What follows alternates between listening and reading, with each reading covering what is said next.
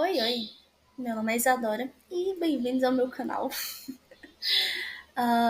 Eu demorei pra postar porque eu tava planejando esse, pois é. E o que acontece? Eu quero falar um pouco sobre como eu planejei o itinerário de viagem, um dos últimos que eu fiz, e como que eu planejei ele. E porque vocês vão entender um pouco mais do ponto do vídeo depois. Mas vamos lá. Qual que é a coisa mais importante quando a gente está planejando um itinerário de viagem? Qual que é o objetivo, né? Se é uma viagem a trabalho, se é uma viagem de ponto turístico, depende muito do qual que é o objetivo quando você tá viajando, né? Então, depois que você estabelece o objetivo, o que, que você vai fazer, se é para ver um local, para ver uma pessoa, um evento, talvez, você tem que estabelecer qual que é o orçamento que você vai gastar diante disso, né? Quando você já tem esses dois pontos, pelo menos, estabelecidos, você já tem um começo do que você pode fazer, né? E qual que é a prioridade? Mesmo que você já tenha decidido o que, que você vai fazer, qual que é a coisa mais importante, seja um evento, uma pessoa, um local, sempre tem uma prioridade. Então, o que, que não vai poder faltar nessa viagem? O que, que você não quer deixar de ver ou de fazer? A primeira coisa para planejar um itinerário de viagem é estabelecer essas três primeiras coisas. E, ok, eu quero falar um pouco sobre rota, porque rota foi uma coisa muito importante nessa viagem que eu planejei específica. E, no geral, também, porque conta muito com o tempo de viagem. Tempo de viagem é uma coisa muito importante que algumas pessoas não prestam tanta atenção, mas acaba sendo decisiva para certos tipos de coisa. Por que, que rota é importante? Eu tô usando esse exemplo aí de uma pessoa que tá querendo ver todos os museus de São Paulo. O que, que isso significa? Se você quer ver todos os museus de São Paulo, você vai pegar, por exemplo, esses três museus que eu peguei, que é o do Catavento, da Imagem do Som e do Ipiranga. Você vai pegar esses três museus, ou seja lá quantos museus você quiser ver, e você vai colocar eles no mapa para você estabelecer uma rota de como é que você vai fazer isso. Nesse exemplo, a pessoa está saindo da Liberdade, que fica lá em São Paulo também. Se você for planejar uma rota e ela parecer um pouco com isso daí que vocês estão vendo na tela, ela, ela tá bagunçada, você vai perder tempo, você vai perder orçamento. Orçamento, no caso que eu falo de transporte, gasolina, alimentação, nesses casos. E você vai acabar perdendo o seu dia. Acho que tempo é o que eu mais vou focar nessa parte aqui. Por quê? O que, que acontece? Se você sai da Liberdade para ir no Museu da Imagem do Som, para ter que voltar para passar pela Liberdade, para ir no Museu do Catavento e depois ir no Museu do Ipiranga, você vai fazer uma curva que não tem sentido você fazer. Quando você, na verdade, poderia fazer uma coisa mais eficiente, que é sair da Liberdade e ir pro museu mais próximo, que é o do Catavento, para você então ir no Museu da Imagem do Som, para você não ter que dar a volta. E quando eu tô planejando o itinerário, essa é a parte que eu foco mais, na parte prática, pelo menos, porque tempo é uma coisa que você não ganha de volta, né? Então, depois de estabelecido isso, fica muito mais fácil de ver qual que é a qual que é a rota mais eficiente, com menos tempo e menos orçamento que você vai gastar. Ok. Tempo de logística, que é uma coisa que eu tava falando agora, que é qual é a rota que você vai fazer, quanto tempo você vai gastar, tempo de viagem, qual o orçamento menor que você pode gastar, dependendo se você quiser um orçamento menor nesse caso, né? Quando os eventos datados, vamos lá. Quando você vai para um local, você já tem estabelecido qual é a prioridade, qual a coisa mais importante, o que não pode faltar, todos aqueles três pontos que eu falei no começo, tem. Como é que eu vou explicar isso? Vamos lá.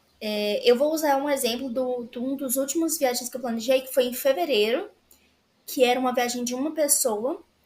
E como era fevereiro, aqui no Brasil tem carnaval, né? Isso não pode faltar. por mais que a prioridade não tenha sido o carnaval ainda foi uma parte muito importante, muito divertida dessa viagem, sabe? Então é muito importante a gente lembrar que mesmo durante uma viagem, existem eventos naquele mês que são especiais. E em fevereiro, por exemplo, foi o carnaval pra gente. Pontos turísticos comuns. Aqui na minha cidade, assim como qualquer cidade, na verdade, tem pontos turísticos que todo mundo conhece, né? Então, por exemplo, o Cristo Redentor no Rio de Janeiro, ou a Estátua da Liberdade em Nova York. São pontos turísticos que todo mundo conhece. E isso não pode faltar, tem que estar durante a viagem também. O que são pontos turísticos especiais? Eu vou falar um pouquinho mais sobre isso, porque muita gente não sabe o que isso significa. Pontos turísticos especiais são aqueles pontos turísticos que normalmente só quem está por dentro da situação, da cidade, quem faz parte do conhecimento, sabe o que isso significa. Eu vou usar o exemplo da última viagem que planejei em fevereiro.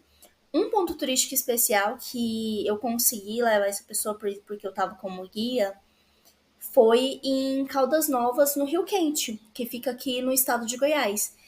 Eu não sei se tem muita gente que conhece, mas quem tá em Goiânia, nas cidades ao redor, até Brasília mesmo, conhece bastante Caldas Novas.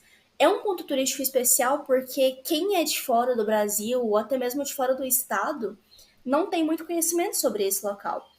O Caldas Novas, o Rio Quente, era um local onde tinha vulcão ativo e lá tem muita cachoeira. Então a água que sai lá, ela é naturalmente quente, ela não é esquentada, ela é quente por conta dos vulcões. E quem sabe disso conhece o local, já vivenciou aquilo e sabe o tanto que é prazeroso entrar numa piscina natural de água quente. Enfim, falando um pouco mais sobre tempo de logística, como eu já citei, o tanto que é importante a gente saber a rota que vai fazer para fazer a rota mais eficiente, gastar menos tempo e orçamento. E sobre a realidade dos custos. É muito importante lembrar que nesse caso específico dessa viagem de fevereiro, na qual eu estou citando, ela foi feita por uma viagem de uma pessoa e ela foi paga em euro. Então, na época, o real estava valendo um pouco menos que o euro, né? Perdão, ignora essa parte que eu acabei de falar. Na época, o valor estava 5 vezes maior, né? Então, a passagem de ida e volta foi uma passagem de uma pessoa apenas. Ela ficou. Não lembro o valor em euro, mas tá anotado aqui depois. Mas enfim, ela foi comprada 3 meses ou quase 4 meses antes da viagem de fevereiro. E ela ficou no valor de 16 mil. Ida e volta, já. O custo da hospedagem ela foi para uma pessoa durante 19, quase 20 dias num hotel.